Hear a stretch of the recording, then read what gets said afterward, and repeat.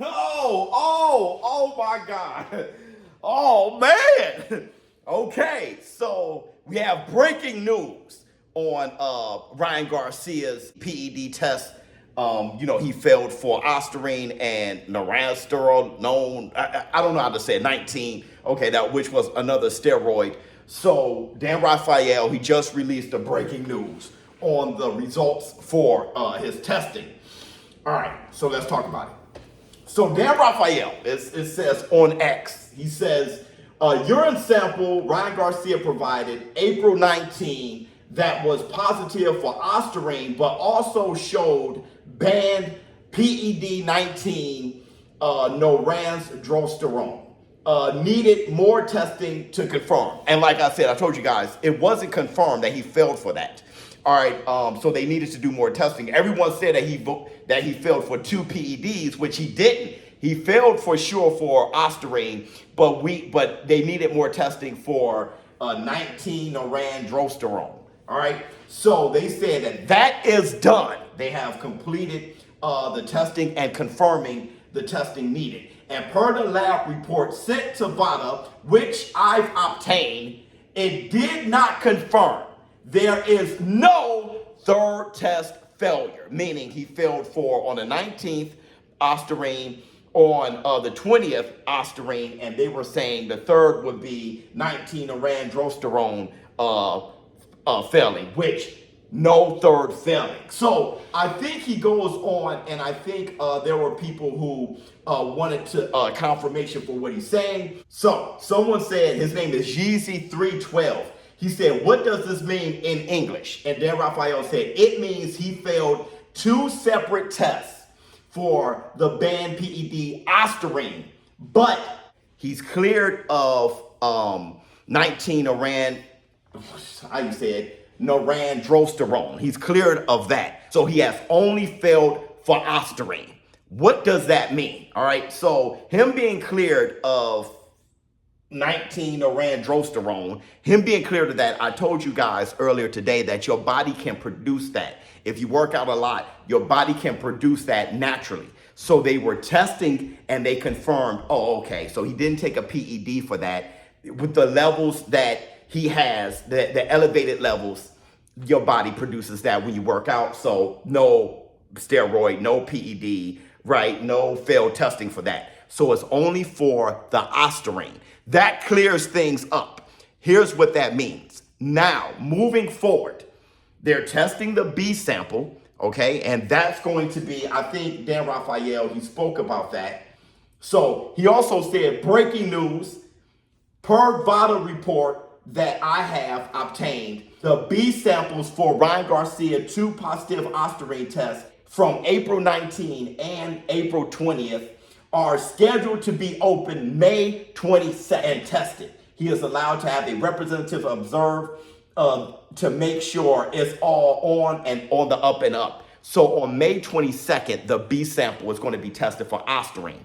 I think he pops on May 22nd, the B sample. I think he pops. The B sample is pretty much to confirm that the VADA testing didn't fail. I think the VADA testing is correct. And I think the B sample is going to prove that the VADA testing is correct. He has Ostarine in his system, and that is an illegal PED. Now, I think this further confirmed my theory.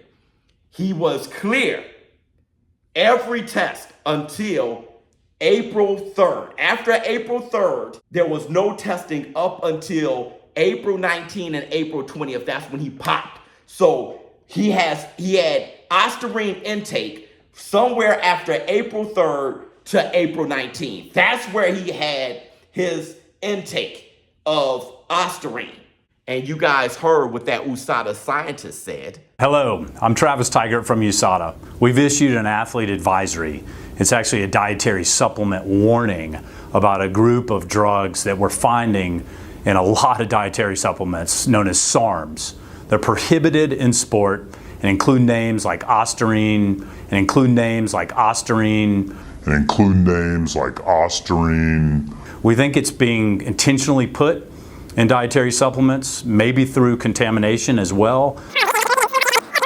We think it's being intentionally put in dietary supplements, maybe through contamination as well. Sometimes it's on the label, sometimes it's not on the label. Sometimes it's not on the label. Sometimes it's not on the label. So that time from April 3rd to April 19th, that is the time right before the fight where fighters are cutting weight. I think that it's not beyond reason that Ryan Garcia consumed dietary supplements from that time, which according to that USADA advisory, many dietary supplements have not been including ostarine on their labels, and those supplements have been contaminated with ostarine.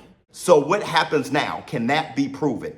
Yes. If the supplements that Ryan Garcia have submitted to the lab, if those supplements are contaminated with ostarine and ostarine is not on the label, then you got to see how much ostarine is in that dietary supplement. If that match the amount of ostarine found in Ryan Garcia, that is a reasonable explanation why he would have ostarine in his system and popping dirty for the test.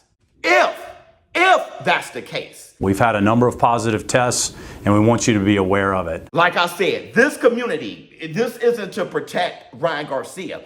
It's to bring awareness to athletes around the world, especially boxing, that these dietary supplements are contaminated with ostarine and they don't have ostarine on the label.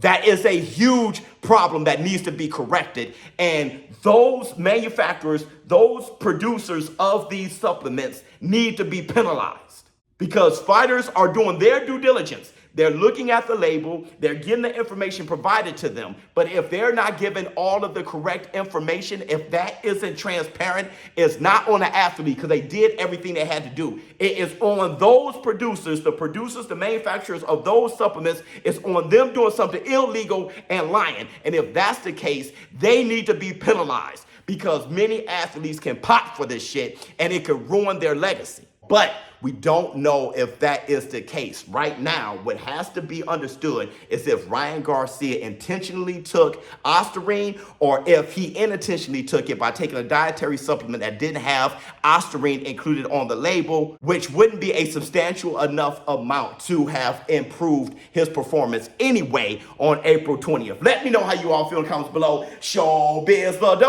I'm out.